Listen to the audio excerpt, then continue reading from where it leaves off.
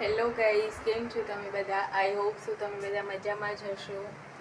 અત્યારે તો બપોર થઈ ગયા છે, ઘરનું બધું જ કામ પરવારી ગયા છીએ, જમી પણ લીધું છે આજે તો. અને આજે તો થોડોક પવન ઓછો લાગે છે રોજ કરતાં, બાકી આટલા દિવસ તો એટલો બધો પવન હતો, ન પૂછો વાત, બહુ જ પવન હતો.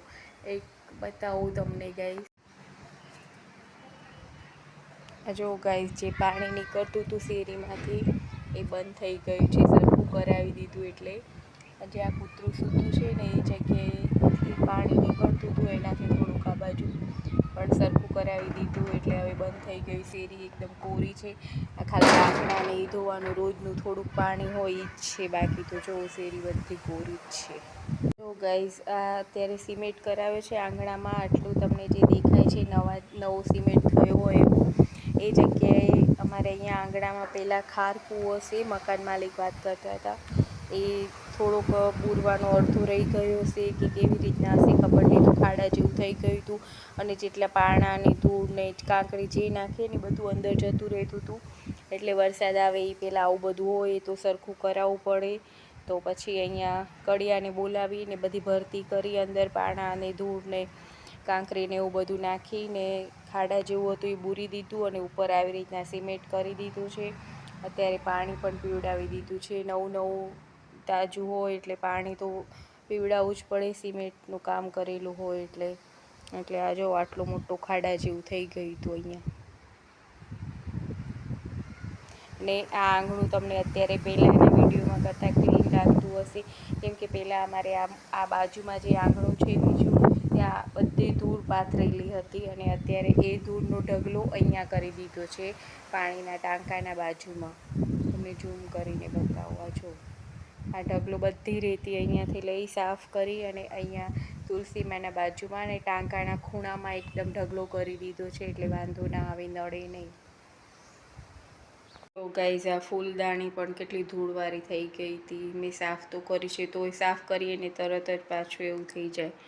આ જો આ ફૂલદાણી, આ ફૂલ તો ખોટા મળે છે એ જ આનામાં નાખ્યા છે, પણ આ ફૂલદાણી પાણીના બોટલમાંથી મેં વેસ્ટમાંથી બેસ્ટ બનાવ્યું છે.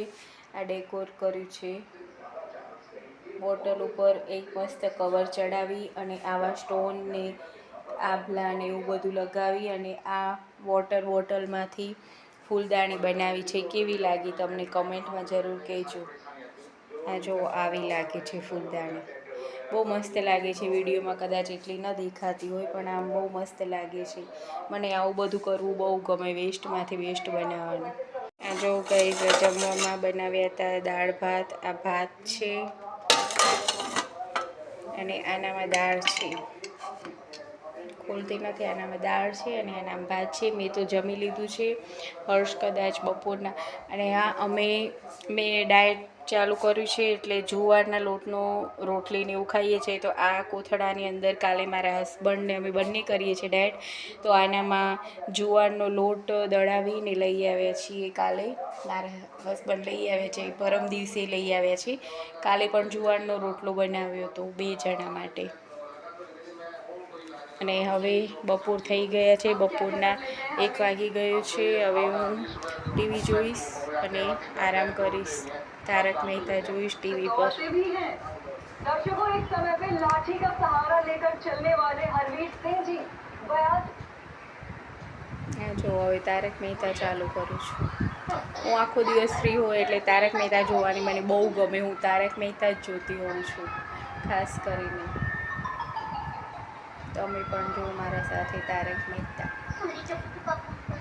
Okay, bye bye guys. હવે હું આરામ કરું છું અને આજના વિડીયોને અહીંયા એન્ડ કરું છું. તારક મહેતા જોતાં જોતાં સૂઈ જઈશ, બંધ કરીશ. ઊંઘ આવવાની થશે ત્યારે છેક બંધ કરીશ અને સૂઈ જઈશ. પછી મને તારક મહેતા જોવું તો જ નીંદર આવે, અને જમતા પણ અમે તારક મહેતા જ જોઈએ છીએ.